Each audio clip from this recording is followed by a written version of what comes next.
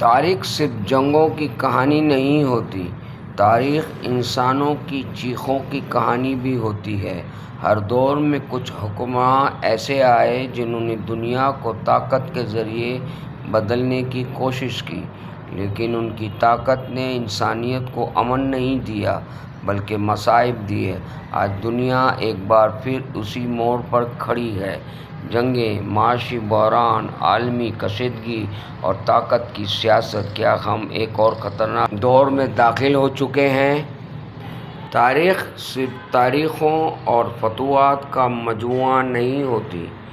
تاریخ ایک آئینہ ہے جس میں ہم دیکھ سکتے ہیں کہ طاقت انسان کو کیا بنا دیتی ہے۔ کچھ حکمرانوں نے قومیں بنائیں، لیکن کچھ نے قومیں تباہ کر دیں۔ کچھ نے ترقی دی، لیکن لاکھوں جانوں کی قیمت پر۔ اور آج ہم انہی کہانیوں کو دوبارہ دہراتے ہوئے دکھائی دے رہے ہیں۔ دنیا کی سب سے بڑی غلطی ہمیشہ ایک ہی رہی ہے۔ جب طاقت انسانیت سے زیادہ اہم ہو جاتی ہے، جب حکمران صرف اپنی طاقت بچانے کے لیے فیصلے کرنے لگے، جب جنگ انسانوں سے زیادہ اہم ہو جائے، تب تاریخ کا سب سے خطرناک دور شروع ہوتا ہے۔ اسٹالن ایک ایسا نام جس نے سوویت یونین کو طاقتور بنایا، مگر اپنے ہی لوگوں کو دشمن سمجھ لیا۔ سیاسی مخالفین کو ختم کر دیا گیا، جبری مشقت کے کیمپ بنائے گئے اور لاکھوں انسان خوف میں زندگی گزارنے لگے۔ یہ طاقت تھی، لیکن انسانیت کے بغیر طاقت۔ پول پوٹ نے تاریخ کی سب سے عجیب اور خطرناک سوچ پیش کی کہ وہ ایک نیا معاشرہ بنائے گا۔ شہر خالی کرا دیے گئے، لوگوں کو کھیتوں میں کام کرنے پر مجبور کیا گیا اور لاکھوں لوگ صرف اس لیے مار دیے گئے کیونکہ وہ پڑھے لکھے تھے۔ یہ ترقی نہیں تھی، یہ انسانیت کا خاتمہ تھا۔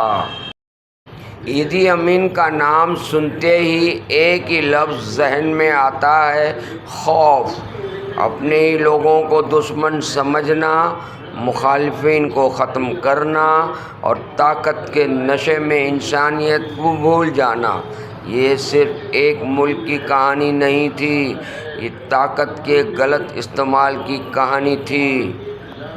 کانگو ایک ایسا ملک جو قدرتی وسائل سے بھرپور تھا، لیکن ایک حکمران نے اسے اپنی ذاتی جائیداد بنا دیا۔ جبری مشقت، تشدد، ہاتھ کاٹ دینا، یہ سب صرف اس لیے کیا گیا تاکہ زیادہ دولت حاصل کی جا سکے۔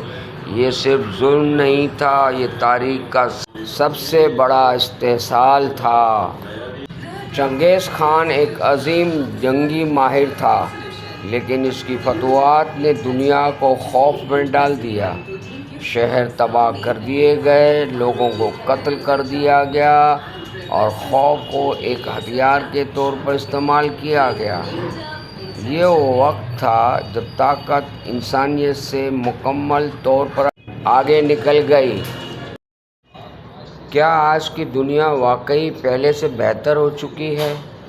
دنیا میں جنگیں بڑھ رہی ہیں، معیشت کمزور ہو رہی ہے اور طاقت کی سیاست پہلے سے زیادہ خطرناک ہو چکی ہے۔ لوگ ایک بار پھر وہی سوال پوچھ رہے ہیں: کیا دنیا کے فیصلے انسانوں کے لیے ہو رہے ہیں یا طاقت کے لیے؟ حالیہ ایران اسرائیل امریکہ جنگ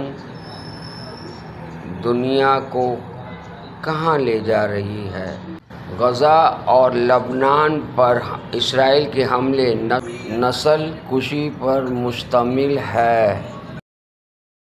تاریخ ہمیں ایک بات سکھاتی ہے: طاقت ہمیشہ ختم ہو جاتی ہے، لیکن اس طاقت کے فیصلوں کا اثر نسلوں تک باقی رہتا ہے۔